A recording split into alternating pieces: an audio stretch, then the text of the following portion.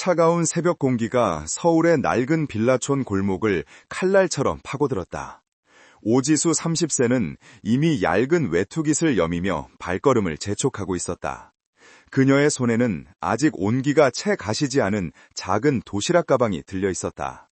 하루 24시간이 모자란 그녀의 삶은 새벽 신문 배달, 오전에 식당 주방 보조, 그리고 야간 호텔 연회장 아르바이트라는 세 개의 톱니바퀴로 아슬아슬하게 굴러가고 있었다.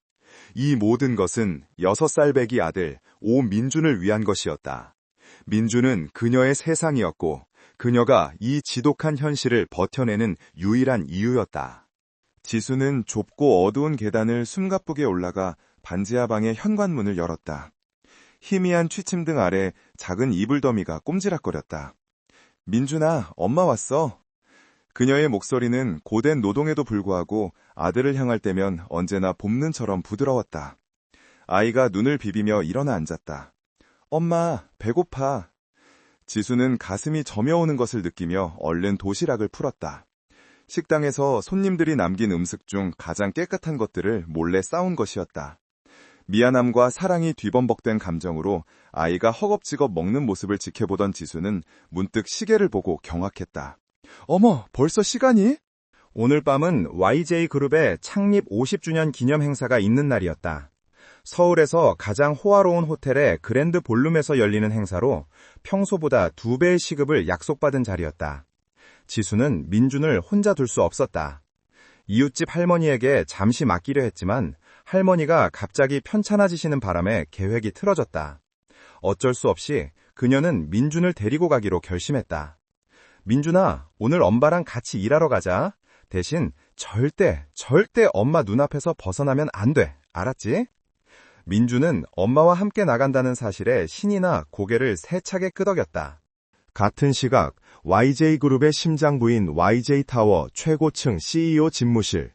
강태호 34세는 거대한 통유리창 너머로 펼쳐진 서울의 야경을 무감각하게 내려다보고 있었다. 그의 얼굴에는 어떤 감정도 떠오르지 않았다. 완벽하게 재단된 다크네이비 슈트처럼 그의 감정 역시 철저하게 통제되어 있었다. 그는 YJ그룹의 최연소 CEO였으며 냉철한 판단력과 무자비한 결단력으로 얼음심장이라 불렸다.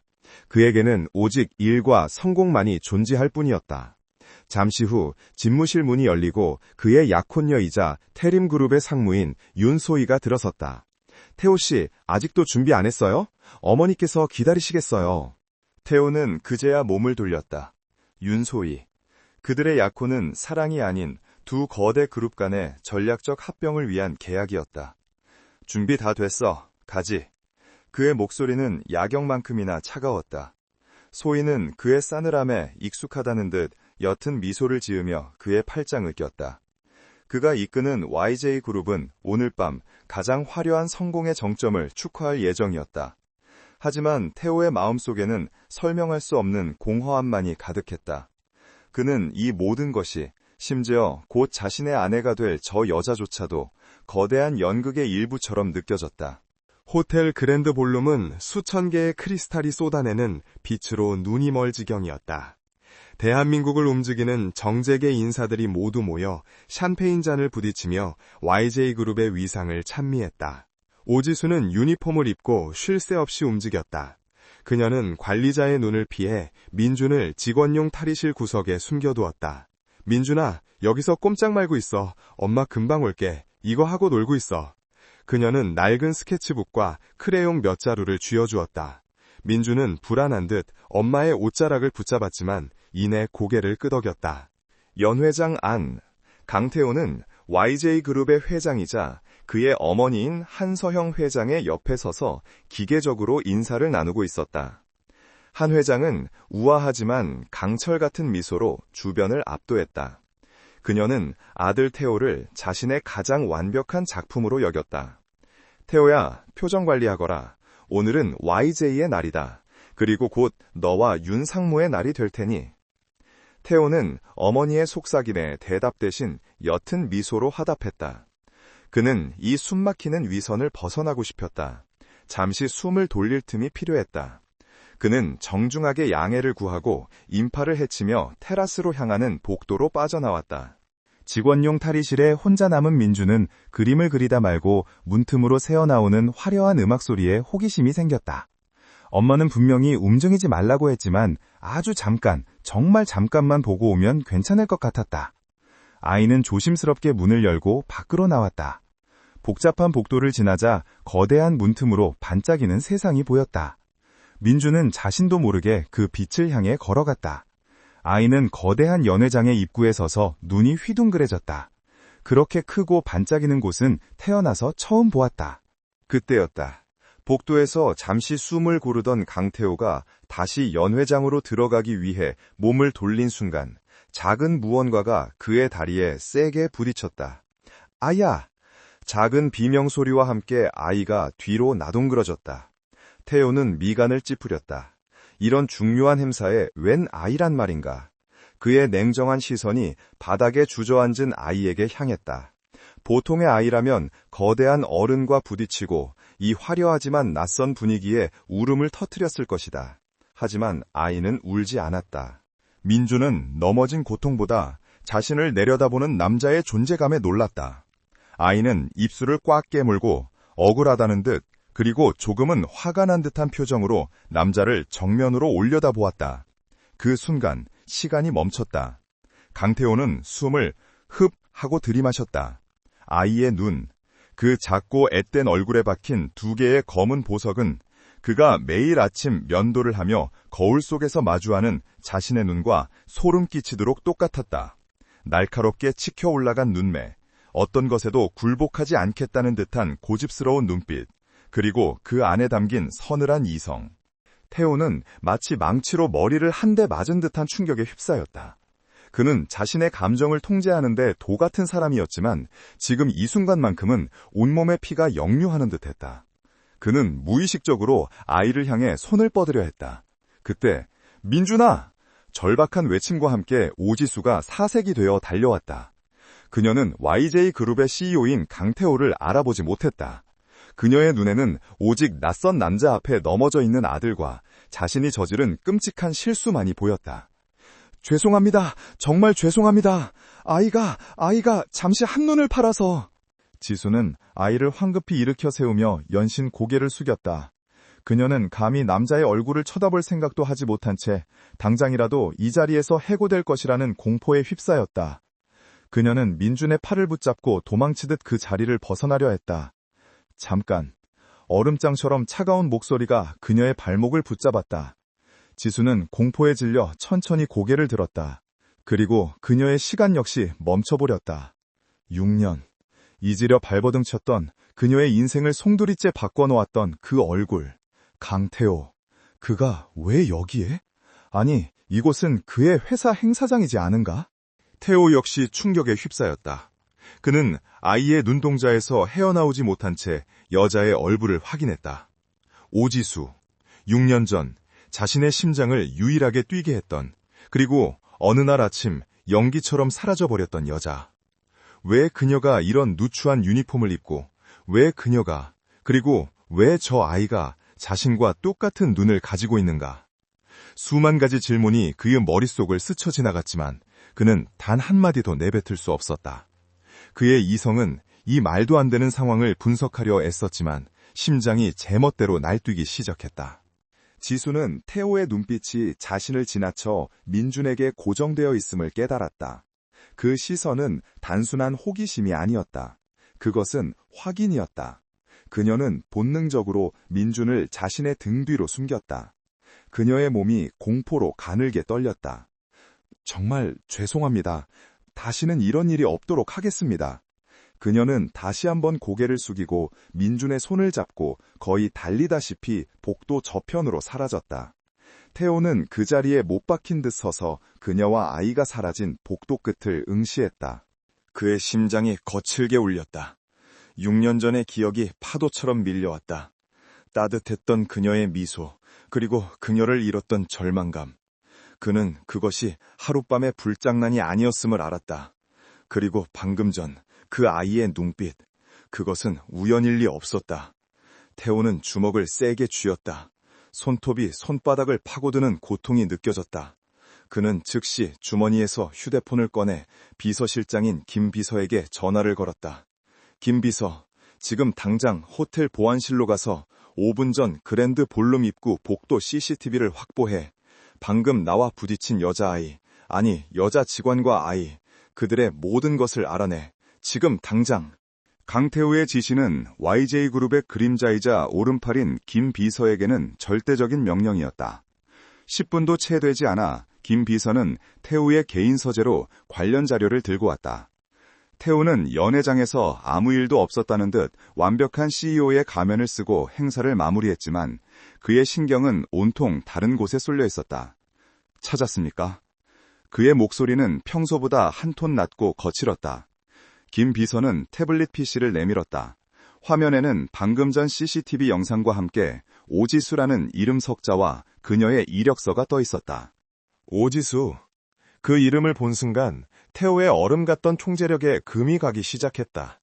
6년 전 그가 잠시나마 YJ의 후계자라는 무거운 갑옷을 벗어던지고 싶었을 때 만났던 여자. 당시 그는 아버지의 갑작스러운 죽음과 어머니의 혹독한 경영 수업에 지쳐 익명으로 작은 재즈 클럽을 드나들곤 했다. 그곳에서 아르바이트를 하던 지수를 만났다. 그녀는 가난했지만 당당했고 그의 지위나 배경을 모른 채 순수하게 강태호라는 한 남자에게 웃어주었다. 그들의 사랑은 짧았지만 태호의 메마른 사막 같던 삶에 내린 유일한 단비였다. 기억이 선명하게 되살아났다. 한강공원에서 자전거를 가르쳐주던 날, 그녀의 머리카락에서 나던 샴푸 냄새, 작은 옥탑방에서 함께 끓여 먹던 라면의 맛, 그녀의 손을 잡았을 때 느껴지던 따뜻하고 작은 온기. 태호는 생애 처음으로 모든 것을 버리고 그녀와 함께 도망치는 꿈을 꾸었다. 하지만 그 꿈은 하룻밤 사이에 산산조각났다. 어머리, 한서영 회장이 모든 것을 알아차렸다. 그녀는 태호 몰래 지수를 만났다. 태호는 그날의 일을 정확히 알지 못했다. 그가 아는 것은 다음 날 지수가 흔적도 없이 사라졌다는 것뿐이었다. 그녀는 편지 한 장 남기지 않았다. 태호는 미친 사람처럼 그녀를 찾아 헤맸지만 그녀는 서울에서 증발해버린 듯했다. 절망감은 곧 배신감으로, 그리고 배신감은 다시 차가운 무관심으로 변해갔다. 그는 그녀가 자신을 버렸다고, 어쩌면 자신의 배경을 알고 더 큰 것을 요구하려다 실패하자 떠났다고 억지로 믿어버렸다. 그래야만 버틸 수 있었다.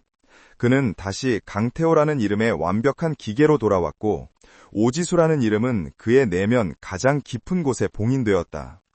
그런데 지금 6년 만에 그녀가 나타났다.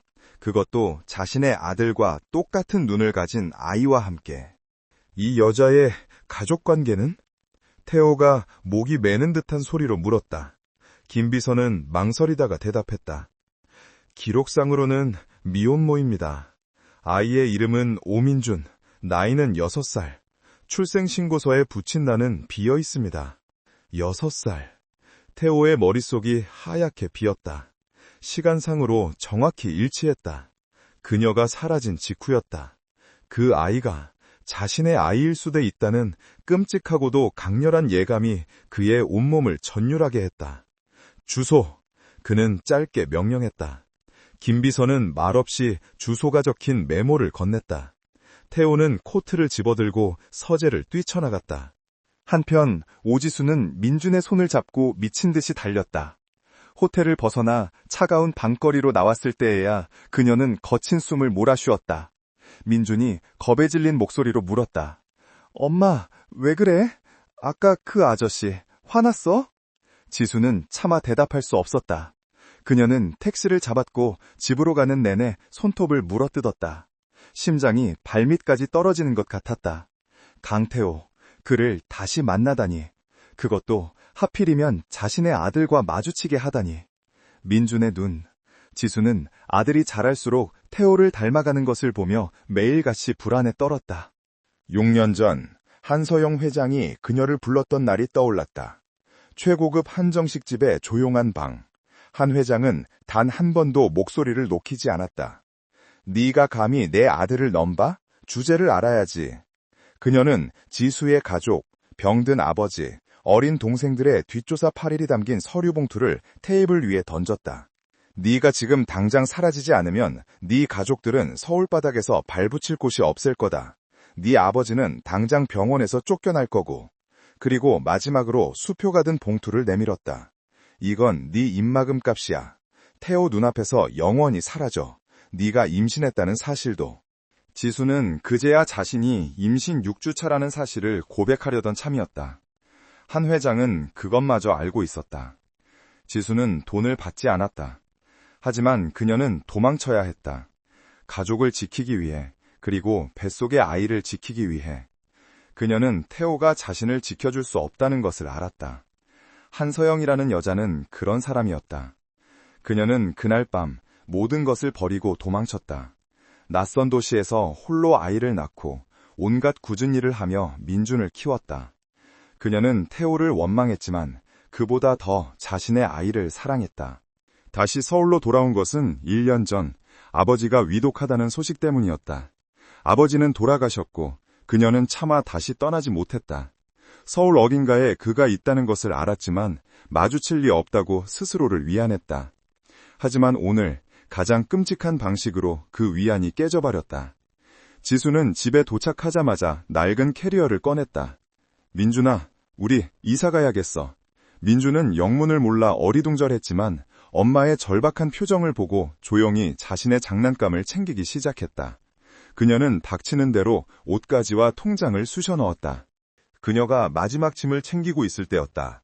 낡은 반지하 현관문에서 쿵, 쿵, 쿵 심장을 울리는 듯한 노크 소리가 들렸다. 지수는 그 자리에 얼어붙었다. 이 늦은 밤에 찾아올 사람은 없었다. 설마 아니겠지? 오, 지수씨, 문 열어, 나야. 그 목소리, 6년 만에 듣는 그녀가 그토록 그리워하고 또 두려워했던 목소리, 강태호였다. 지수는 숨을 멈췄다. 민준이 불안한 듯 그녀의 옷자락을 잡았다. 엄마, 누구야? 오지수, 문 열라고 했어! 태호의 목소리가 거칠어졌다. 그는 이미 이성의 끈을 놓기 직전이었다. 이 곰팡이는 나는 복도, 녹슨 현관문. 그가 기억하는 밝고 따뜻했던 지수가 이런 곳에서 살고 있었다는 사실에 분노가 치밀었다. 그리고 그가 문을 부술 듯이 다시 두드리려던 순간 철컥 하고 문이 열렸다. 지수가 창백한 얼굴로 서 있었다. 그녀의 눈은 두려움과 원망 그리고 체념으로 가득 차 있었다. 그녀의 등 뒤로 작은 아이가 고개를 빼꼼 내밀고 그를 바라보고 있었다. 태호는 아이를 보았다. 아까 연회장에서보다 더 가까이에서. 자신의 어린 시절 앨범에서 튀어나온 것만 같았다. 의심은 확신이 되었다. 그는 지수를 바라보았다. 6년의 세월이 그녀의 얼굴에 고단함을 새겨놓았지만 그녀의 눈빛만은 변하지 않았다. 왜? 태호의 목소리가 분노로 떨렸다. 왜 도망쳤어? 그리고 저 아이는 누구야? 그는 모든 것을 알고 있었지만 그녀의 입으로 직접 듣고 싶었다. 지수는 입술을 깨물었다. 눈물이 쏟아질 것 같았지만 그녀는 민준의 앞에서 약한 모습을 보일 수 없었다. 그녀는 본능적으로 문을 더 열지 않고 자신의 몸으로 아들을 가로막았다. 당신이 알 바 아니에요. 여긴 어떻게 알았죠? 당장 떠나주세요. 그녀의 목소리는 떨렸지만 단호했다. 그녀는 6년 전의 약한 지수가 아니었다. 그녀는 이제 엄마였다. 태호는 그녀의 냉담한 거절에 실수했다. 알 바가 아니라고? 내 눈을 하고 있는 아이를 보고도? 오지수, 너는 나한테서 대체 뭘 숨긴 거야? 그는 문을 거칠게 밀치고 안으로 들어섰다. 좁고 눅눅한 방, 한쪽 구석에 아무렇게나 열려있는 캐리어. 도망칠 준비를 하고 있었다. 그 사실이 더욱 분노하게 만들었다. 또 도망치려고? 6년 전처럼? 나가요! 당장 나가! 지수가 그를 밀어내려 했지만 태호는 꿈쩍도 하지 않았다. 그는 민준에게로 시선을 돌렸다. 민준은 태호의 압도적인 존재감과 분노에 겁을 먹었지만 엄마를 지키려는 듯 지수의 다리를 꽉 붙잡고 그를 노려보았다. 그 눈빛, 태호는 다시 한번 심장이 멎는 듯했다. 그는 무릎을 굽혀 아이와 눈높이를 맞추려 했다. 이름이 뭐니? 그 순간 지수가 그들 사이를 막아섰다. 안 돼요. 내 아들한테 접근하지 마요. 당신 어머니가 우리한테 무슨 짓을 했는지 잊었어요? 강태우의 이성은 어머니라는 단어가 튀어나온 순간 마비되었다. 그는 어렴풋이 6년 전 어머니가 무언가 개입했을 것이라 짐작했지만 지수의 입에서 직접 확인한 것은 또 다른 차원의 충격이었다. 어머니가 뭘 어쩌는데? 그의 목소리는 낮게 가라앉았다. 지수는 그가 정말 아무것도 몰랐다는 듯한 표정에 절망했다. 이 남자는 6년 전에도 그리고 지금도 자신과 아들을 지켜줄 수 없는 그저 거대한 성 안에 갇힌 왕자에 불과했다. 됐어요. 이제 와서 그게 무슨 상관이에요. 여긴 우리 집이에요. 제발 나가주세요. 태호는 지수의 완강한 태도에 한 발 물러설 수밖에 없었다.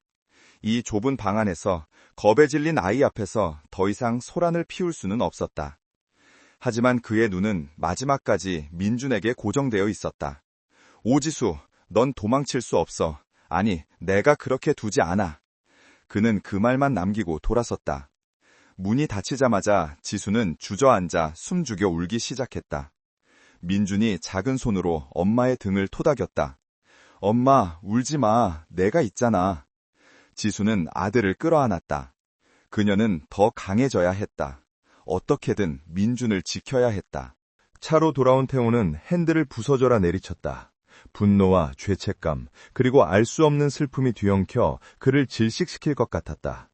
그는 즉시 김비서에게 다시 전화를 걸었다.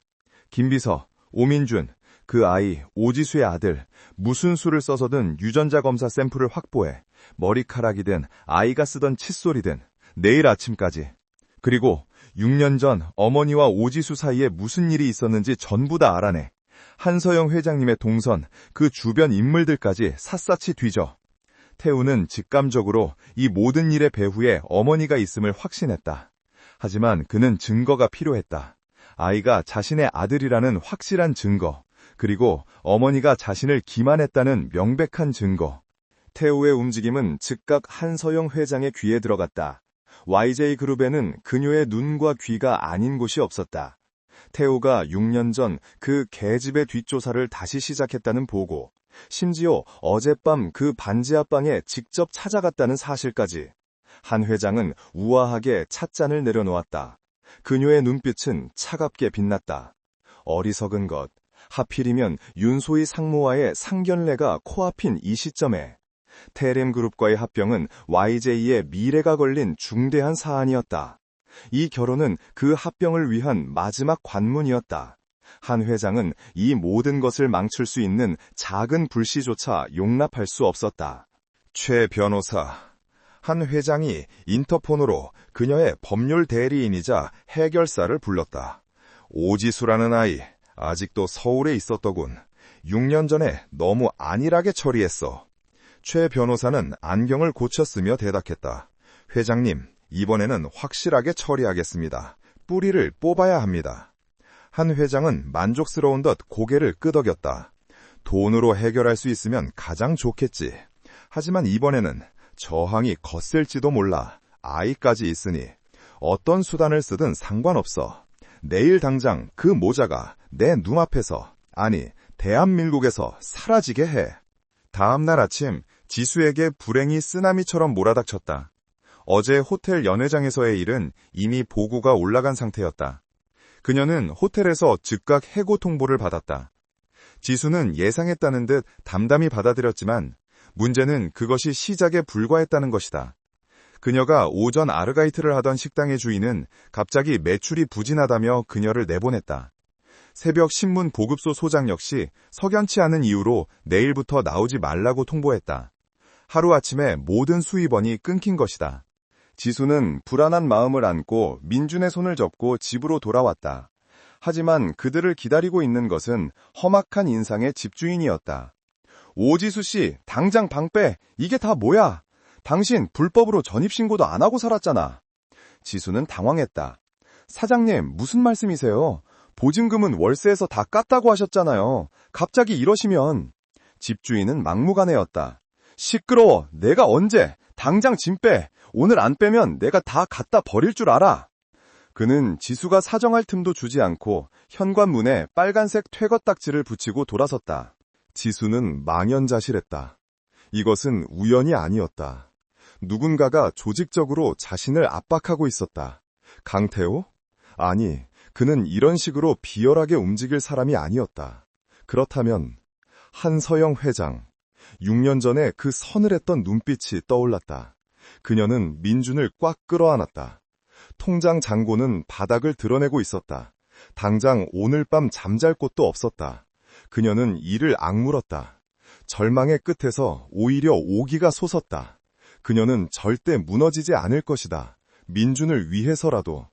그녀가 막막하게 짐을 꾸리기 시작했을 때 검은색 세단 한 대가 낡은 빌라 앞에 멈춰섰다. 말끔하게 차려입은 최 변호사가 차에서 내렸다. 그는 지수의 방문을 두드렸다. 오지수 씨 맞으시죠? 잠시 이야기 좀 나눌 수 있을까요? 지수는 경계하며 문을 열었다. 최 변호사는 명함을 내밀며 부드럽게 웃었다. YJ그룹 법무팀의 최민석 변호사라고 합니다. 한서영 회장님의 대리인으로 왔습니다. 지수의 얼굴이 싸늘하게 굳었다. 할 말 없습니다. 돌아가세요. 최 변호사는 그녀의 반응을 예상했다는 듯 문틈으로 발을 집어넣으며 말했다. 어려운 사정은 잘 들었습니다. 직장도 잃고 집에서도 쫓겨나게 되셨더군요. 아이까지 데리고 참 안타까운 일입니다. 그의 동정하는 듯한 말투에는 교묘한 위협이 배어 있었다. 그는 서류 가방에서 두툼한 봉투를 꺼냈다. 한 회장님께서는 오지수 씨가 새로운 곳에서 새 출발을 하길 바라십니다. 여기 오지수 씨와 아이가 평생 먹고 살아도 남을 돈입니다. 미국이든 캐나다든 어디든 원하는 곳으로 떠나십시오. 비행기표와 현지 정차까지 모두 지원해드립니다. 지수는 그 봉투를 노려보았다. 6년 전과 똑같은 방식이었다. 내 아들을 팔라고요. 그녀의 목소리는 얼음장처럼 차가웠다. 최 변호사는 곤란하다는 듯 어깨를 으쓱했다. 말씀이 지나치시군요. 이건 거래가 아니라 호의입니다. 강태호 CEO는 곧 태림그룹과 중대한 합병을 앞두고 있습니다. 불필요한 스캔들은 양 그룹 모두에게 손해입니다. 현명하게 생각하십시오, 오지수 씨. 지금 이 돈을 받지 않으시면 앞으로는 정말 아무것도 받지 못하게 될 수도 있습니다. 그것은 노골적인 협박이었다. 지수는 봉투를 거칠게 밀쳐냈다. 돈다발이 눅눅한 방바닥에 흩뿌려졌다. 필요 없어. 당장 가지고 꺼져요. 최 변호사의 미소가 사라졌다. 오지수 씨, 마지막 기회입니다. 당신 혼자라면 모르겠지만 아이 인생까지 망칠 생각입니까? 당신 같은 무능력한 엄마 밑에서 이 아이가 제대로 된 교육이나 받으며 자랄 수 있을 것 같습니까? YJ의 핏줄입니다. 우리가 거두는 것이 아이의 미래를 위해서도. 닥쳐! 지수가 소리쳤다. 그녀의 눈에 불꽃이 튀었다. 내 아들이야. 내 아들 민준이는 YJ의 핏줄이기 전에 내 아들이라고. 돈으로 내 아들을 빼앗을 수 있을 것 같아? 가서 당신 주인한테 전해. 차라리 길바닥에서 굶어 죽을지언정 당신들 같은 인간들한테 내 아들 절대 안 뺏겨. 그녀는 흩어진 돈다발을 집어 최 변호사의 얼굴에 던져버렸다. 최 변호사는 예상치 못한 격렬한 저항에 당황했지만 이내 냉정한 표정을 되찾았다. 좋습니다. 기회를 걷어찬 건 당신입니다, 오지수 씨. 오늘부로 당신이 서울에서 발붙일 곳은 없을 겁니다. 후회하게 될 겁니다. 그는 경멸의 시선을 던지고 돌아섰다. 문이 닫히고 지수는 다리가 풀려 그 자리에 주저앉았다. 모든 것이 끝난 것 같았다. 강태호의 집무실은 거대한 수족관처럼 고요했다. 아침 8시.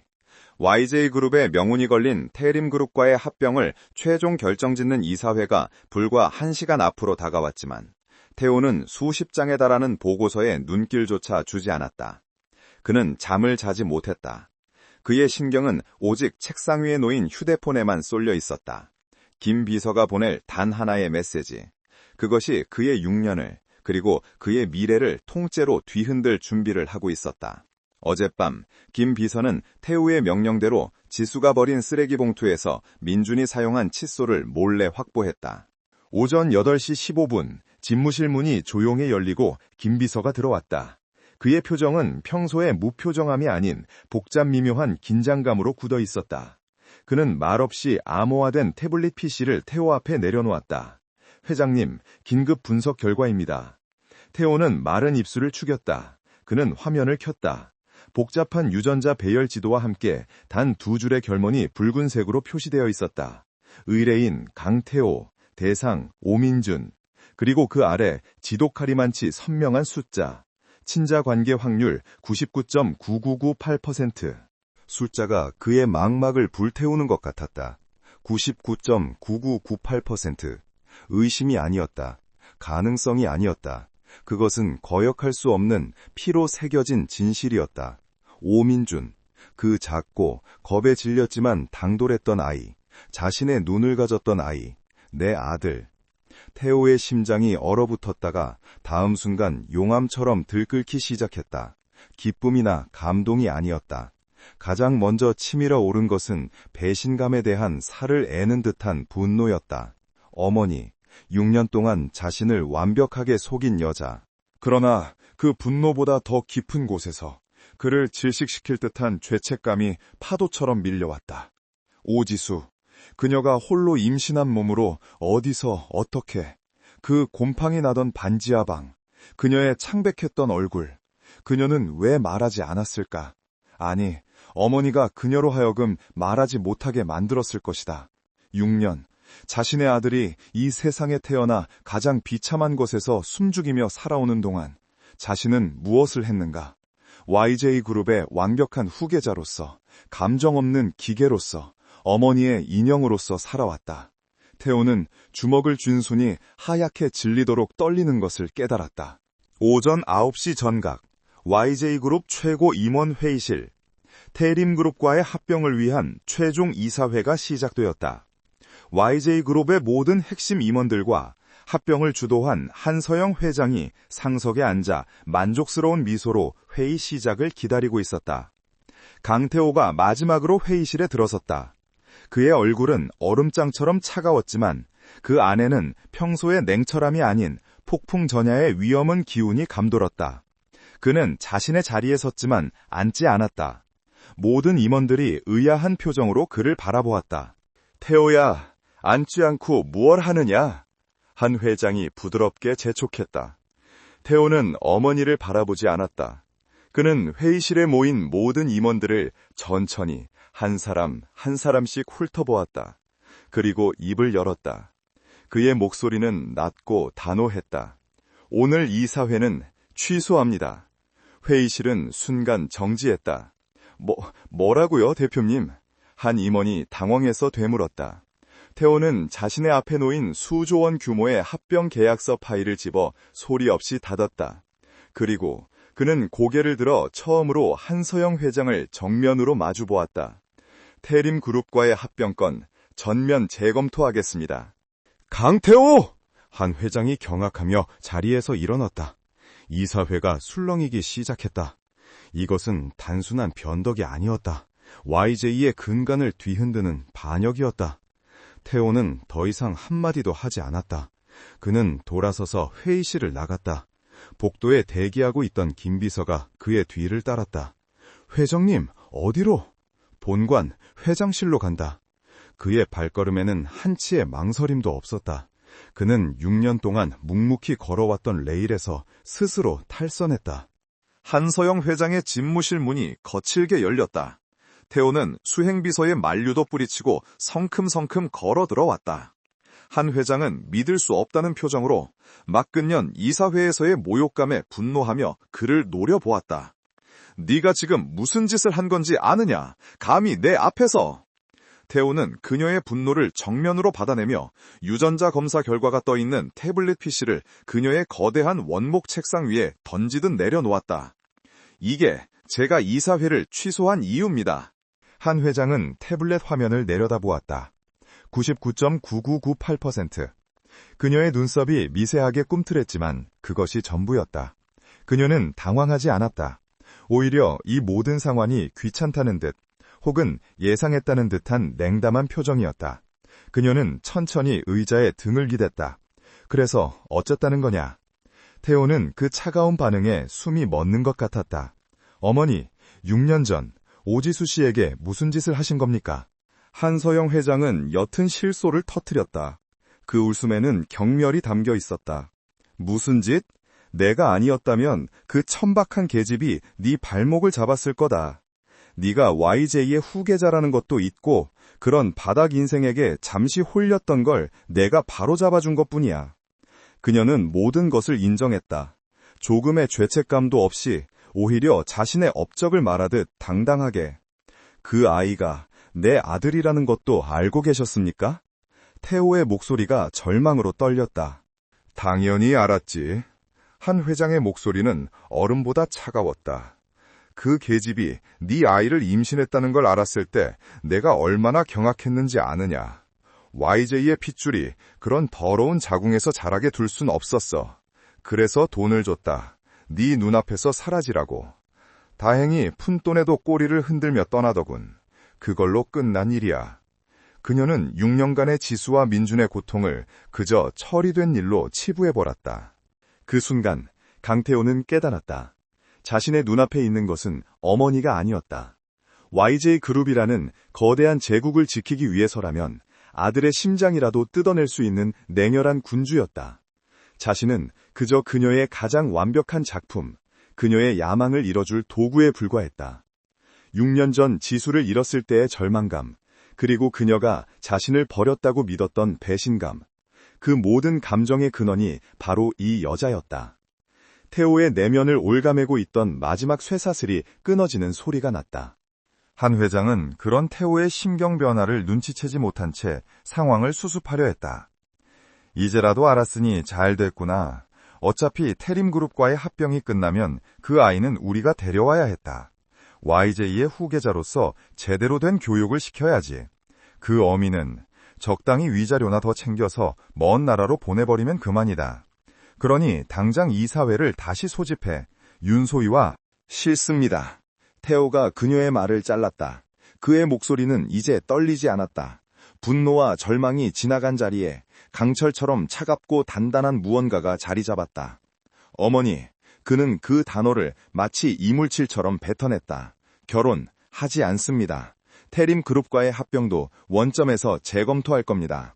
한 회장의 눈이 처음으로 경악으로 커졌다.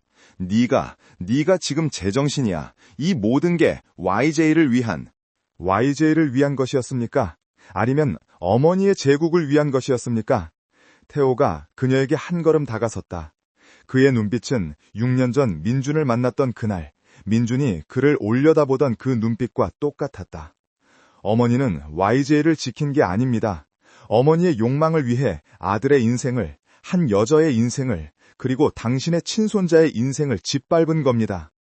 그는 자신의 넥타이를 거칠게 비틀어 풀었다. 완벽한 후계자의 갑옷을 벗어던지는 의식이었다. 강태호! 당장 멈추지 못해! 한 회장이 소리쳤지만 태호는 이미 돌아선 후였다. 그 아이, 오민준, 그리고 오지수 씨, 이제부터는 내가 지킬 겁니다. 그의 목소리가 진무씨를 울렸다. 어머니, 당신으로부터. 태호는 지독한 선전포고를 남기고 진무실을 나갔다. 한서영 회장은 난생 처음 겪는 아들의 반란에 사태가 자신의 통제를 완전히 벗어났음을 깨닫고 하얗게 질린 얼굴로 무너져 내렸다. 강태호는 YJ 타워의 꼭대기에 자신의 제국과도 같았던 집무실을 떠났다.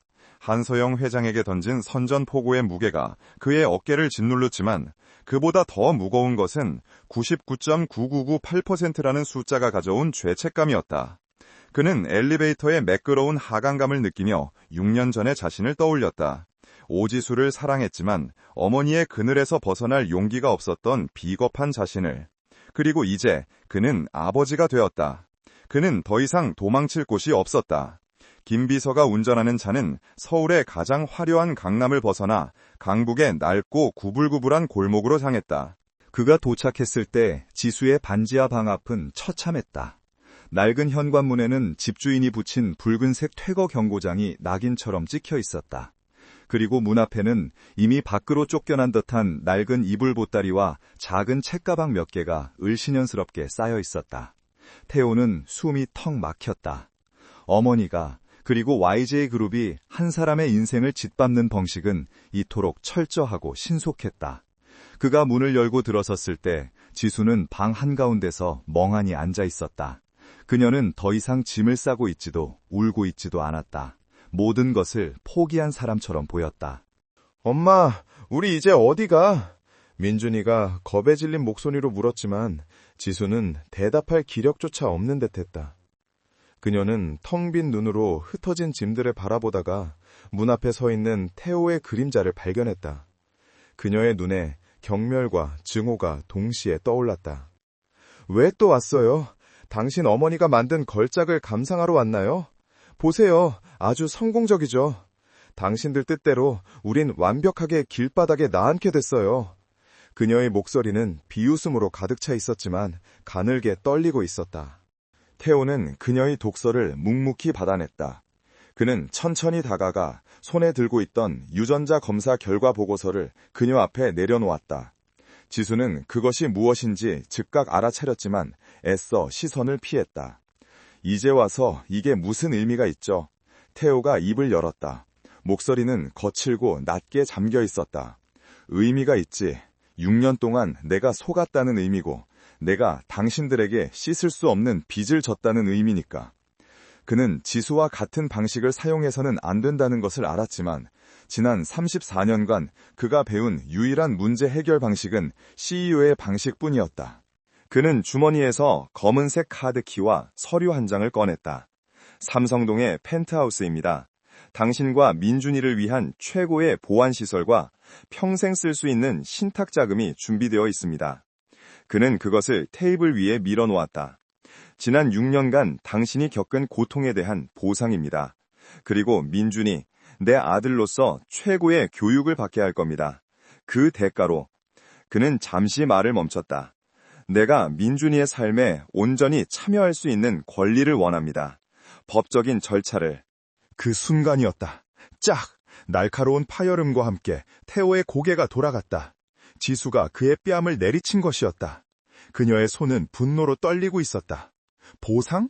권리? 당신 지금 내 아들을 돈으로 사겠다는 거야? 그녀는 믿을 수 없다는 듯 그를 노려보며 울부짖었다. 당신 어머니가 돈으로 날 쫓아냈고 이제 당신은 돈으로 내 아들을 빼앗으러 온 거야? 당신들 재벌들은 세상 모든 게 돈으로 해결될 것 같아? 6년간 내가 민준이를 어떻게 키웠는지 알아? 당신이 그 화려한 성에서 약혼녀랑 놀아나는 동안 난 내 아들 분유값 때문에 피를 파는 심정으로 살았어. 지수는 숨이 넘어갈 듯 소리치다 말고 쏟아지는 눈물을 참지 못했다. 민준이는 내 목숨이야. 내 세상 전부라고. 그런데 그걸 보상이니 권리니 하는 더러운 말로 흥정하려 들어? 그녀는 테이블 위에 카드키와 서류를 집어 태우의 가슴팍에 던져버렸다. 필요 없어. 이런 거 단 하나도 필요 없어. 당신이 원하는 게 민준이라면 차라리 날 죽이고 데려가. 그녀는 절규하며 그 자리에 무너져 내렸다. 민준이가 울음을 터뜨리며 엄마에게 달려가 매달렸다. 엄마, 울지 마. 아저씨, 우리 엄마 때리지 마요. 가요. 아이는 작은 주먹을 쥐고 태호를 노려보았다. 그 눈은 태호의 것과 똑같았다. 태호는 불에 댄 듯한 뺨을 감싸 쥐지도 못한 채 얼어붙었다. 지수의 절규는 그가 34살간 쌓아온 세계를 산산조각냈다. 그는 자신이 얼마나 오만하고 무지했는지 깨달았다. 그는 어머니와 똑같은 방식으로 그녀에게 상처를 주었다. 돈과 지위, 그것이 그가 가진 전부였고 동시에 그녀가 가장 경멸하는 것이었다. 그는 무너져 우는 지수와 저기에 가득 차 자신을 노려보는 아들 앞에서 자신이 얼마나 무력한 존재인지 절감했다. 그는 문제 해결사가 아니라 모든 문제의 근원이었다. 그의 휴대폰이 미친 듯이 울리기 시작했다. 윤소희 상무. 받지 않자 곧바로 태림그룹 윤 회장의 이름이 떴다. 이사회 파행과 합병 재검토 선언으로 인해 YJ와 태림, 양 그룹이 발칵 뒤집힌 것이다. 그들은 태호의 반란을 진압하기 위해 압력을 넣기 시작했다. 지금 전화를 받지 않으면 내일 아침 주가는 폭락할 것이고 그는 YJ의 모든 적들에게 공격의 빌미를 주게 될 터였다. YJ의 CEO 강태호는 당장 돌아가서 이 사패를 수습해야 했다. 하지만 아버지 강태호는 이 지옥 같은 방을 떠날 수 없었다. 태호는 주머니에서 울리는 휴대폰을 꺼내 전원 버튼을 길게 눌러 꺼버렸다. 세상이 조용해졌다. 그는 흩어진 서류와 카드키를 천천히 주워 담았다. 그리고 그것들을 자신의 코트 안주머니 깊숙이 넣었다. 지수가 의아한 눈으로 그를 바라보았다. 태호는 무릎을 꿇었다. 그가 한서영 회장 외에 누군가에게 무릎을 꿇은 것은 생전 처음이었다. 그는 울고 있는 민준이와 눈높이를 맞췄다. 미안하다. 그리고 그는 지수를 바라보았다. 당신 말이 맞습니다. 난 내 어머니와 똑같은 괴물이었습니다. 그의 목소리는 모든 힘을 잃은 듯 공허했다. 펜트하우스도 돈도 이건 해결책이 아니었어. 그저 내가 당신에게 접근하기 위한 비겁한 변명이었지. 그는 고개를 숙였다. 당신에게 아버지가 되는 법을, 남편이 되는 법을 배운 적이 없습니다.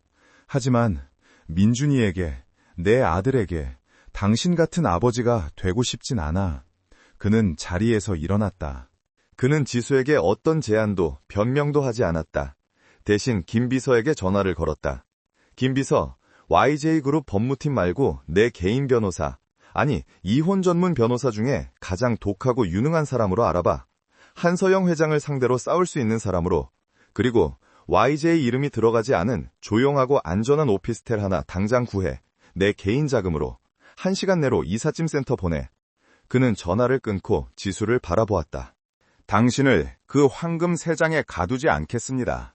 하지만 이 시궁창에 당신과 내 아들을 내버려 두지도 않을 겁니다. 그의 눈빛은 더 이상 CEO의 것이 아니었다. 그것은 결심을 한 한 남자의 눈빛이었다. 이건 거래가 아닙니다. 강요도 아닙니다. 하지만 당신과 민준이를 한서영 회장으로부터 지킬 첫 번째 단계입니다. 나를 믿어달라고 말할 자격이 없는 거 압니다. 하지만 제발 민준이를 위해서 오늘 밤은 나와 함께 가주시오. 강태호가 마련해준 오피스텔은 지수의 반지하 방과는 비교도 할 수 없는 서울의 스카이라인이 한눈에 내려다보이는 고급 레지던스였다. 하지만 지수에게 이곳은 또 다른 형태의 감옥이었다. 모든 가구와 집기에는 YJ그룹의 법인카드로 결제된 태그가 붙어있는 듯했다. 그녀는 태우의 제안을 받아들인 것이 아니었다. 민준이를 굶주리고 겁에 질리게 할 수 없어서 어미로서의 마지막 자존심을 접고 잠시 피신한 것뿐이었다. 민준이는 낯선 환경과 푹신한 침대에 잠시 신기해했지만 이내 창밖만 바라보는 엄마의 불안을 감지하고 다시 입을 닫았다. 지수는 태호가 한서영 회장에게 선전포고를 했다는 사실을 알지 못했다. 그녀가 아는 것은 자신이 YJ그룹이라는 거대한 태풍의 눈 한가운데로 다시 빨려 들어왔다는 사실뿐이었다. 그녀는 태호가 제공한 이 안락함이 어쩌면 아들을 빼앗기 위한 정교한 함정의 일부일지도 모른다고 의심했다. 강태호, 6년 전에 그 다정했던 남자는 이제 없었다. 냉철한 CEO, 그리고 자신의 어머니와 똑같이 오만한 재벌 3세.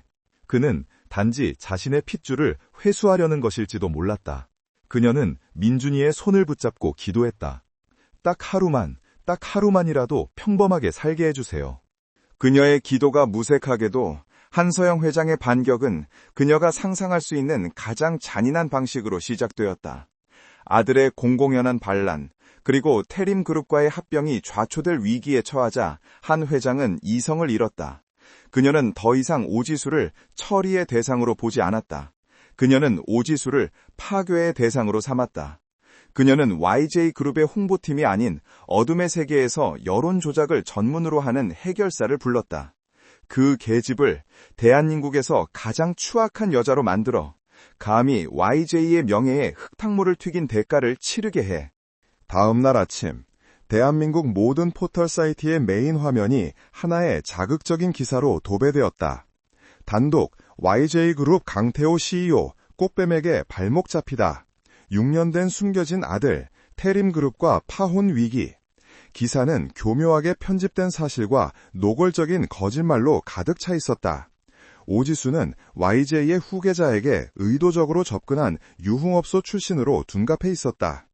그녀가 임신 사실을 빌미로 거액을 요구했고 6년 동안 돈이 떨어지자 아이를 방패 삼아 다시 나타나 YJ와 태림그룹의 합병을 망치고 있다는 것이었다. 기사에는 지수가 살던 반지하 방의 비참한 사진과 호텔 연회장에서 유니폼을 입고 있던 사진이 나란히 실렸다. 그리고 그 아래에는 아이를 볼모로 신분 상승을 노리는 비정한 모정이라는 잔인한 헤드라인이 붙었다. 지수는 떨리는 손으로 휴대폰을 들여다보았다. 댓글창은 이미 지옥이었다. 더럽다. 천박한 꽃뱀. 아이 인생을 망치는 년. 저런 여자가 엄마라니 아이가 불쌍하다. 수천, 수만 개의 화살이 그녀의 심장을 꿰뚫었다. 그녀는 숨을 쉴 수 없었다. 세상이 자신을 향해 침을 뱉고 있었다. 그때 오피스텔의 초인종이 미친 듯이 울리기 시작했다. 인터폰 화면에는 수십 명의 기자들이 몰려와 진을 치고 있었다. 오지수 씨, 안에 있는 거 다 압니다. 한 말씀만 해주세요. 강태호 CEO와는 정확히 어떤 관계입니까? 아이를 빌미로 얼마를 요구했습니까? 그들은 건물의 보안을 뚫고 그녀가 숨어있는 층까지 올라온 것이었다. 한서영 회장이 일부러 이 안전가옥의 주소를 흘린 것이 틀림없었다.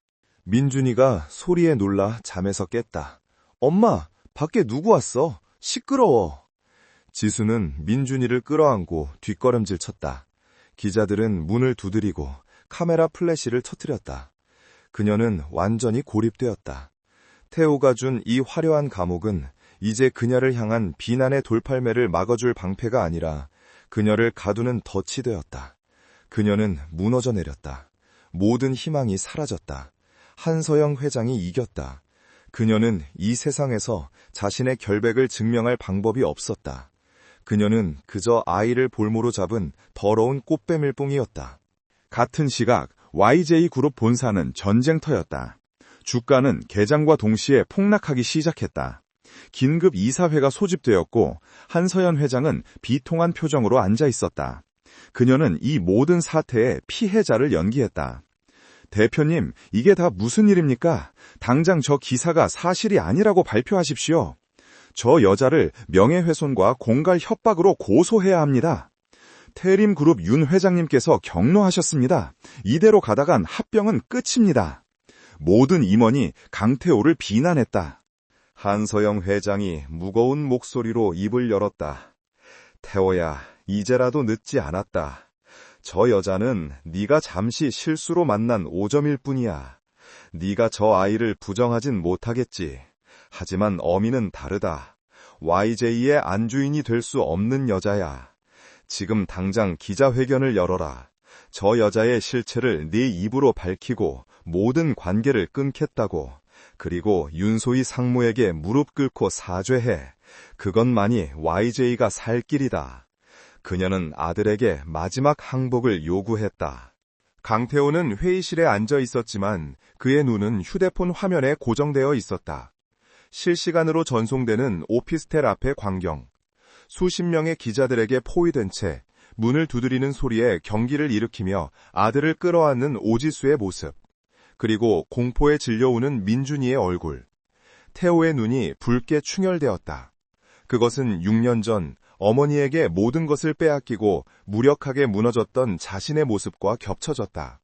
그는 어머니가 자신을 구원한 것이 아니라 자신을 망가뜨렸음을 깨달았다. 그는 천천히 자리에서 일어났다. 임원들의 고함 소리가 멎었다. 그는 한서영 회장을 바라보았다. 그의 눈빛은 더 이상 분노나 절망이 아니었다. 그것은 경멸이었다. 어머니, 당신은 YJ를 지키기 위해 이 모든 일을 벌였다고 하셨습니까? 그는 자신의 휴대폰 화면을 회의실의 대형 모니터에 연결했다. 오지수와 민준이 겪고 있는 생지옥이 모든 임원의 눈앞에 펼쳐졌다. 이것이 당신이 말하는 YJ의 방식입니까? 여자와 아이를 희생양으로 삼아 그룹을 지키는 것? 한 회장의 얼굴이 굳었다. 강태호! 시끄럽습니다. 태호가 싸늘하게 말했다. 그는 김비서를 불렀다. 김비서, 30분 뒤 본사 1층 대강당에서 긴급 기자회견을 열어 모든 언론사에 연락해 YJ그룹 CEO가 모든 진실을 밝히겠다고. 임원들이 경악했다. 대표님, 미쳤습니까? 무슨 말을 하려고? 태호는 그들을 무시하고 회의실을 나섰다. 한서영 회장이 그를 붙잡으려 했지만 태호의 발걸음을 막을 수 없었다. 30분 뒤 YJ그룹 대강당은 수백 명의 기자들로 발 디딜 틈이 없었다. 대한민국 역사상 전례 없는 재벌 총수의 스캔들에 모든 이목이 집중되었다. 강태호가 단상 위에 섰다. 수천 개의 플래시가 그를 향해 터졌다. 그는 마이크 앞에 서서 잠시 눈을 감았다. 그리고 떴다. 그의 눈빛은 더 이상 흔들리지 않았다. 오늘 아침 저와 관련된 기사로 인해 YJ그룹의 주주 여러분과 임직원, 그리고 태림그룹 관계자분들께 심려를 끼쳐드린 점 깊이 사과드립니다. 그는 정중하게 고개를 숙였다. 기자들이 숨을 죽였다. 기사 내용은 절반은 진실이고 절반은 악의적인 거짓입니다. 기자들이 술렁였다. 첫째, 기사에 나온 오민준이라는 아이는 제 아들이 맞습니다. 대강당이 폭발할 듯한 소란에 휩싸였다. 태호는 손을 들어 그들을 제지시켰다. 둘째, 아이의 어머니인 오지수 씨는 기사에서 말하는 그런 파렴치한 여성이 아닙니다. 그녀는 6년 전 제가 유일하게 사랑했던 여인입니다. 모든 것이 정지했다. 태호는 카메라 렌즈를 정면으로 응시했다. 그녀가 저를 떠난 것은 돈을 원해서가 아니었습니다. 오히려 저의 비겁함과 제 가족의 잔인한 방해 때문이었습니다. 그녀는 YJ의 치부를, 어머니의 죄를 스스로 드러냈다. 그녀는 지난 6년간 제 도움 없이 홀로 온갖 역경을 헤치며 제 아들을 훌륭하게 키워냈습니다.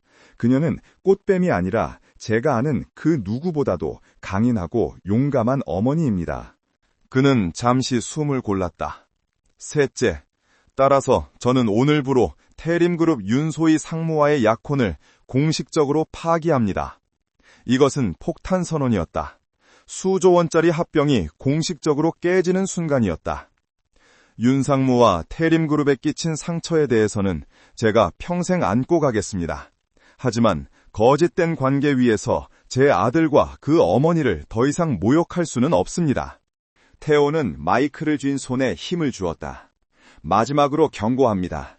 지금 이 순간부터 제 아들 오민준과 그의 어머니 오지소 씨를 향한 그 어떤 허위사실 유포나 사생활 침해에 대해서는 YJ그룹의 CEO로서가 아니라 한 아이의 아버지로서 제가 가진 모든 법적, 비법적 수단을 동원하여 응징할 것입니다. 그는 한서영 회장을 향한 그리고 세상을 향한 선전포고를 마쳤다. 이것은 제 어머니 한서영 회장께도 똑같이 적용되는 말입니다. 태호는 90도로 인사를 하고 단상을 내려왔다. 대한민국 전체가 그의 반란에 경악했다. 강태호의 기자회견은 단순한 스캔들 해명을 넘어선 대한민국 재계에 떨어진 핵폭탄이었다. YJ그룹의 주가는 곤두박질 쳤고 태림그룹은 즉각 합병 전면 백지화를 선언하며 YJ를 상대로 천문학적인 규모의 손해배상 청구 소송을 예고했다. YJ 이사회는 패닉에 빠졌다. 아들로부터 공개적으로 잔인한 가족이라 낙인 찍힌 한서영 회장은 YJ 타워 최고층 집무실에 칩거했다. 그녀는 평생 쌓아올린 철옹성이 아들의 손에 무너지는 굴욕을 맛보았다. 오피스텔에 갇혀있던 오지수는 TV 생중계를 통해 태호의 모든 발언을 지켜보았다. 제가 유일하게 사랑했던 여인입니다. 제 가족의 잔인한 방해 때문이었습니다. 제가 가진 모든 것을 동원하여 제 어머니께도 똑같이 적용됩니다. 그녀는 숨을 쉴 수 없었다. 자신을 버렸다고 생각했던 남자가 자신을 구하기 위해 그가 가진 모든 것, 그룹, 약혼녀, 그리고 어머니를 버렸다. 문 밖을 가득 메웠던 기자들의 아우성도, 그를 비난하던 인터넷의 목소리도 순간 조용해진 것 같았다. 하지만 그녀의 마음은 더 복잡해졌다. 이것은 구원인가? 아니면 더 거대한 폭풍의 시작인가? 한서영 회장에게는 더 이상 물러설 곳이 없었다. 그녀는 명예도, 그룹의 미래도, 심지어 아들의 마음도 잃었다. 그녀의 분노는 이제 순수한 증오가 되어 오지수에게로 향했다. 그녀는 마지막 카드를 꺼내들었다. 그녀가 아들을 잃게 만들었으니 그녀도 아들을 잃어야 했다. 한 회장은 YJ그룹의 최고 로펌을 동원해 즉각 법원에 친손자 오민준에 대한 친권 및 양육권 변경 청구 소송을 제기했다. 그녀는 YJ의 막대한 자금력과 인맥을 총동원해 오지수를 도덕적으로 무능하고 경제적으로 파탄난 미혼모고 몰아붙일 작정이었다. 소장이 지수에게 전달되던 날, 태호가 먼저 그녀를 찾아왔다. 그는 지난번과는 달리 값비싼 슈트가 아닌 평범한 셔츠 차림이었다. 그의 얼굴은 연이은 사태 수습으로 수척해져 있었지만 눈빛만은 그 어느 때보다 단단했다. 한서영 회장이 소송을 걸었습니다. 예상했던 일입니다. 지수는 얇은 소장을 쥔 채 떨고 있었다. 경제적 무능력, 불안정한 주거 환경, 비정상적인 양육 방식. 한 회장이 자신을 짓밟기 위해 사용한 모든 증거는 아이러니하게도 6년간 한 회장이 자신에게 가했던 핍박의 결과물이었다. 당신, 어머니가 날 이렇게 만들어 놓고 이제 와서 이걸로 내 아들을 빼앗겠다고요? 지수의 목소리에 절망이 배어나왔다. 태호는 고개를 끄덕였다. 그것이 그분의 방식입니다. 하지만 이번엔 다릅니다. 그는 다른 변호사의 명함을 내밀었다. 대형 로펌의 에이스가 아니었다. 박선영 변호사. 미혼모와 아동 인권 전문 변호사로 대기업을 상대로 한 양육권 소송에서 한 번도 패한 적이 없는 독종으로 유명한 사람이었다. YG의 변호사가 아닙니다. 당신과 민준이를 지켜줄 변호사입니다, 지수씨. 난 당신의 신뢰를 바라지 않습니다. 하지만 민준이를 지키기 위해 이번 한 번만 내 손을 잡아주시오. 가정법원의 조정실은 숨막히는 긴장감으로 가득 찼다. 한쪽에는 한서영 회장과 YJ의 막강한 변호인단이, 다른 한쪽에는 굳은 표정의 지수와 태호, 그리고 박선영 변호사가 앉아 있었다. 태호는 지수의 옆자리가 아닌 한 걸음 뒤 변호인석에 앉았다. 이 싸움의 주체는 자신이 아니라 지수임을 분명히 하는 행동이었다. 민준이는 법원 내 아동심리상담실에서 대기 중이었다. 한 회장의 변호사인 최 변호사가 먼저 포문을 열었다. 그는 지수가 살던 반지하방의 사진, 그녀가 직장에서 해고당한 기록들, 심지어 민준이가 영양실조로 병원 진료를 받았던 초기 기록까지 증거로 제출했다. 조정위원님, 보시는 바와 같습니다. 오지수 씨는 아이에게 최소한의 의식주조차 제공할 능력이 없습니다. 아이를 야간업소, 호텔 연회장을 교묘하게 왜곡했습니다. 반면 저희 의뢰인 한서영 회장님은 YJ의 후계자에게 걸맞은 최고의 환경과 교육을 제공할 수 있습니다. 아이의 미래를 위해서라도. 그때 박선영 변호사가 조용히 손을 들었다. 조정위원님, 상대 측이 제출한 모든 증거는 오지수 씨가 무능한 어머니라는 증거가 아니라 한서영 회장이 얼마나 잔인한 가해자인지를 보여주는 증거입니다. 조정실이 술렁였다. 박 변호사는 녹취록 하나를 재생했다. 6년 전 한 회장이 지수에게 돈 봉투를 내밀며 떠나라고 협박하던 내용이었다. 이것은 불법적인 출국 강요 및 협박입니다. 이어서 그녀는 태호가 김 비서를 통해 확보한 자료들을 제출했다. 이것은 지난 6년간 오지수 씨가 취직했던 모든 직장에 YJ그룹 법무팀이 압력을 행사했다는 증거입니다. 이것은 오지수 씨가 살던 건물의 건물주에게 한 회장 측은이 거액을 송금하며 그녀를 쫓아내라고 사주한 내역입니다. 박 변호사는 한 회장을 똑바로 노려보았다. 한서영 회장은 손자의 미래를 걱정한 것이 아닙니다. 자신의 치부를 가리기 위해 6년 동안 며느리와 친손자를 조직적으로 학대하고 생존을 위협했습니다. 과연 누가 이 아이의 곁에서 격리되어야 합니까? 한서영 회장의 얼굴이 잿빛으로 변했다. 자신의 모든 추악한 행동이 법정 문서로 기록되는 순간이었다. 그때 태호가 자리에서 일어났다. 조정위원님, 증인으로 발언을 요청합니다. 그는 증인석에 서서 어머니를 바라보았다. 저는 YJ그룹의 CEO가 아닌 오민준 군의 아버지 강태호로 이 자리에 섰습니다. 그의 목소리는 낮고 차분했다. 저는 지난 6년간 아버지의 역할을 하지 못했습니다. 그 모든 책임은 전적으로 저에게 있습니다. 하지만 오지수 씨는 그 지옥 같은 시간 속에서 저의 어머니가 가한 모든 박해 속에서 홀로 제 아들을 지켜냈습니다. 태우는 지수를 바라보았다. 그녀의 눈에는 눈물이 가득 고여 있었다. 돈과 권력으로 아이를 빼앗으려는 저분에게서, 저의 무책임함으로부터 제 아들을 지켜낸 유일한 사람은 오지수 씨뿐입니다. 저는 양육권을 주장하지 않겠습니다. 오직 제 아들의 법적 아버지로서의 의무, 그리고 오지수 씨와 민준 군을 제 어머니로부터 평생 지켜낼 책임을 다할 것을 이 자리에서 맹세합니다. 그것은 한 회장의 심장에 박히는 마지막 비수였다. 모든 증거와 진술이 끝나고 조정위원은 마지막 절차를 위해 민준이를 불렀다. 작은 아이가 상담사와 함께 방으로 들어왔다. 민준이는 이 무거운 분위기에 잠시 주눅이 든 듯했지만 이내 엄마를 발견하고는 지수의 곁으로 달려가 품에 안겼다. 조정위원이 부드러운 목소리로 물었다. 민준군, 민준이는 누구랑 같이 살고 싶어요? 민준이는 방 안의 모든 어른을 찬찬히 둘러보았다. 자신을 안고 떨고 있는 엄마, 저 멀리서 슬픈 눈으로 자신을 보는 아빠, 태호, 그리고 차가운 눈으로 자신을 쏘아보는 낯선 할머니, 한 회장. 아이는 잠시 망설이다가 엄마의 품에서 고개를 들었다. 그리고 조정위원을 향해 아빠와 똑 닮은 그 단단하고 흔들림 없는 눈빛으로 또박또박 말했다. 저는 엄마랑 살고 싶어요. 그리고 아이는 한서영 회장을 손가락으로 가리켰다. 저 할머니는 무서운 사람이에요. 저 할머니 때문에 엄마가 울었어요. 나는 엄마 지킬 거예요. 아이의 맑고 단호한 목소리는 이 지저분한 어른들의 싸움에 종지부를 찍었다. 한서영 회장은 더 이상 한마디도 할 수 없었다. 그녀는 완벽하게 패배했다. 자신의 친손자에게 무서운 사람으로 낙인 찍힌 채. 조정위원은 그 자리에서 판결을 내렸다. 오민중 군의 친권 및 양육권은 모친 오지수 씨에게 있음을 확인한다. 부친 강태호 씨는 양육비 지급 의무를 성실히 이행하며 면접교섭권은 모친과의 원활한 합의하에 진행한다. 그리고 조모 한서영 씨에게는 향후 1년간 아이와 모친에 대한 접근 금지 명령을 내린다. 한서영 회장은 부들부들 떨며 조정실을 뛰쳐나갔다. 지수는 그 자리에 주저앉아 민준이를 끌어안고 오열했다. 길고 길었던 악몽이 끝나는 순간이었다. 법원의 차가운 복도를 걸어 나오는 세 사람의 발걸음은 무거웠다.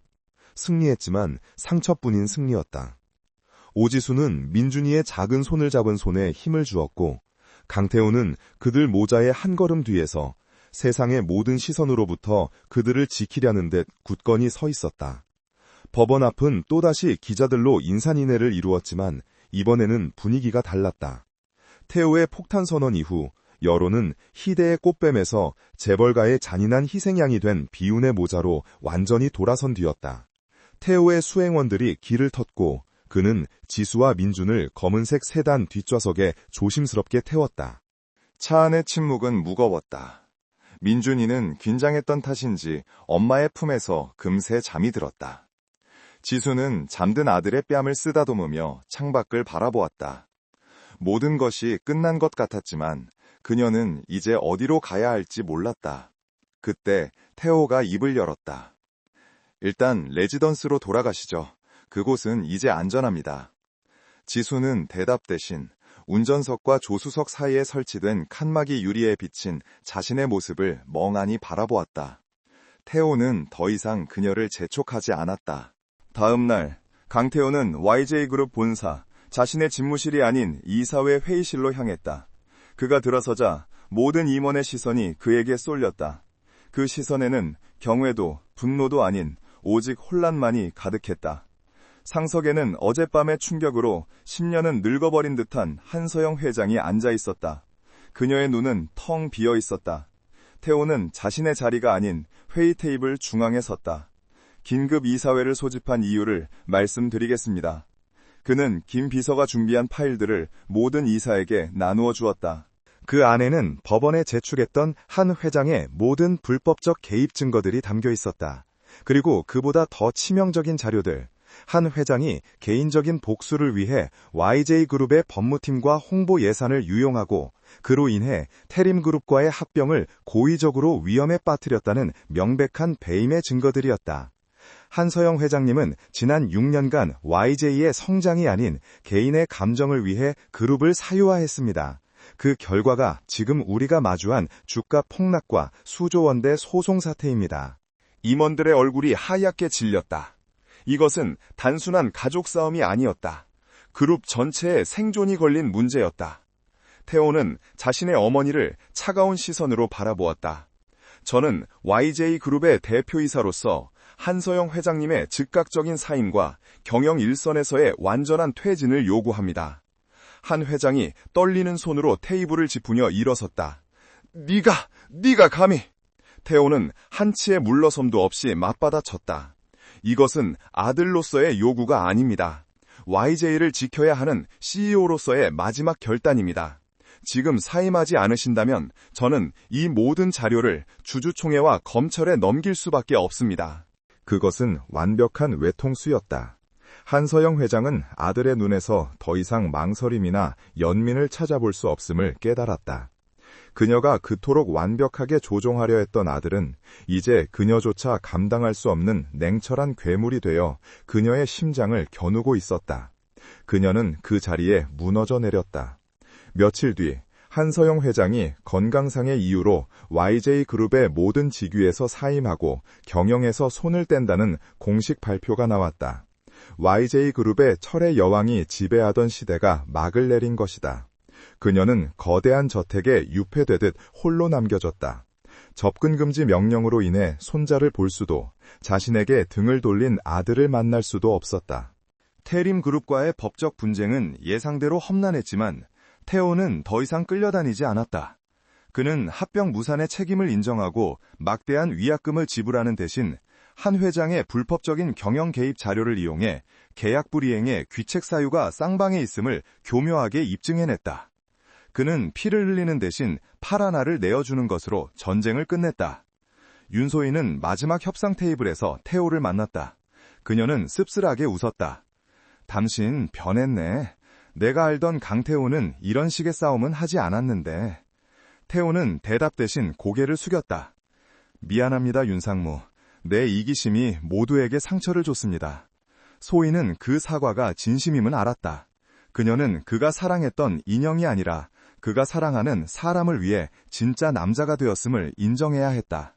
모든 폭풍이 잦아든 어느 늦은 가을 오후, 태호는 레지던스의 문을 조심스럽게 열고 들어왔다.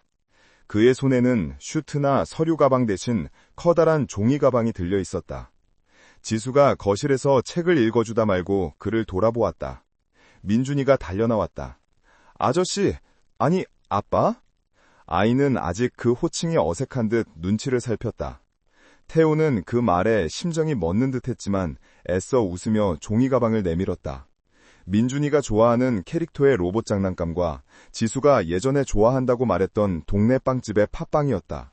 지수는 팥빵을 보고 눈이 커졌다. 6년 전 그가 기억하고 있었다. 이거 어떻게? 지나가다 생각이 나서. 태호가 넥타이를 풀며 어색하게 말했다. 그는 소파에 앉는 대신 바닥에 앉아 민준이와 함께 로봇을 조립하기 시작했다. YJ그룹을 진두지휘하는 그의 손이 작은 플라스틱 조각 앞에서는 어쩔 줄 모르고 헤맸다. 이게 왜 안 들어가지? 민준이가 키득거리며 고사리 손으로 부품을 빼앗아 척척 끼워 맞췄다. 아빠, 이것도 못해요? 이렇게. 태호는 자신의 서툰 모습에 얼굴이 붉어졌지만 싫지 않았다. 그는 지수를 바라보았다. 그녀는 싸늘한 경계심 대신 따뜻한 차 2잔을 들고 그의 옆에 앉았다. 태림 그룹 일은 잘 해결됐어요? 태호가 고개를 끄덕였다. 당신에게 할 말이 있습니다. 그가 차를 한 모금 마시고 진지하게 말했다. 나 당신과 민준이를 내 호적에 올리고 싶습니다. 법적으로도 완벽한 내 아내, 내 아들로. 지수는 그의 말을 막았다. 태호 씨, 그녀는 찻잔을 내려놓았다. 난 YJ그룹의 안주인 자리는 필요 없어요. 6년 전에도 그랬고 지금도 마찬가지예요.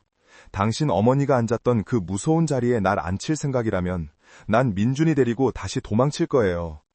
태호는 급히 손을 저었다. 아니, 그런 뜻이 아닙니다. 그룹도 그 자리도 아무 상관없어. 단지 오지수라는 여자 옆에 강태호라는 남자가, 오민준이라는 아이 옆에 강태호라는 아버지가 그렇게 새 식구로 살고 싶다는 겁니다. 그는 처음으로 자신의 맨마음을 드러냈다. 나 좋은 남편, 좋은 아빠가 되는 법을 모릅니다. 지난 6년간 당신이 겪은 고통을 내가 다 안다고 말할 수도 없어. 하지만 남은 내 평생을 당신과 민준이 옆에서 당신들을 웃게 해주는 걸 배우면서 살고 싶습니다. 그의 눈에는 더 이상 CEO의 냉철함이 아닌 한 남자의 절박한 진심과 깊은 참회가 담겨 있었다. 지수는 그 눈을 오랫동안 바라보았다. 그녀는 그가 이미 변했음을 알고 있었다. 배우는데 아주 오래 걸릴지도 몰라요. 그녀가 작은 미소와 함께 말했다. 태호의 얼굴이 환해졌다. 몇 주 뒤 주말의 서울숲. 태호는 CEO 강태호가 아닌 청바지와 스웨터 차림의 어색한 아빠 강태호였다. 그는 민준이에게 축구공을 차는 법을 가르쳐주고 있었다. 자, 민준아, 이렇게 발 안쪽으로, 으악! YJ의 총수가 헛발질을 하고 잔디밭에 보기 좋게 나동그러졌다. 민준이가 배를 잡고 웃음을 터뜨렸다. 아빠, 완전 못해, 빵점! 태호는 흑투성이가 된 채 망연자실해 있다가 이내 아들의 웃음소리에 따라 함께 웃기 시작했다. 지수는 조금 떨어진 벤치에 앉아 그 모습을 보며 따뜻한 커피를 마시고 있었다. 그녀의 얼굴에도 6년 만에 처음으로 근심 없는 평화로운 미소가 번졌다. 태호가 흙을 털고 일어나 그녀의 옆에 앉았다. 두 사람 사이에는 편안한 침묵이 흘렀다. 민준이는 공을 몰고 저만치 달려가고 있었다. 이 사회가 당신이 회사 자금을 개인 별장 사는 데 썼다고 난리라던데요? 지수가 장난스럽게 물었다. 태호가 핫기침을 했다. 별장, 아니요. 제주도에 당신이 예전에 살고 싶다고 했던 그런 작은 귤밭이 있는 집을 알아봤습니다. 지수는 놀라 그를 바라보았다.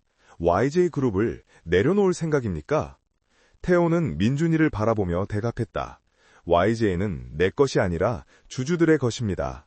난 그저 고용된 경영인일 뿐이죠. 내 진짜 삶은 저기 있는데. 그는 민준이에게 손을 흔들었다. 민준이도 환하게 웃으며 손을 흔들었다. 지수는 태호의 옆모습을 바라보았다. 6년 전 자신을 사로잡았던 그의 따뜻한 눈빛이 돌아와 있었다. 아니, 그보다 더 깊고 단단해져 있었다. 지수도 민준이를 향해 손을 흔들었다. 태호와 지수의 시선이 아이를 향해 그리고 미래를 향해 같은 곳을 바라보고 있었다. 가난한 그녀의 아이, 그 평범한 아이가 가졌던 단 하나의 눈빛. 그것은 단지 재벌의 핏줄을 증명하는 표식이 아니었다. 그것은 6년의 절망을 버텨낸 용기였고 얼어붙었던 두 사람의 심장을 다시 뛰게 한 사랑의 증거였다. 모든 진실은 법정이 아니라 바로 이 잔디밭 위에서 세 사람의 웃음소리 속에서 비로소 완전하게 드러나고 있었다.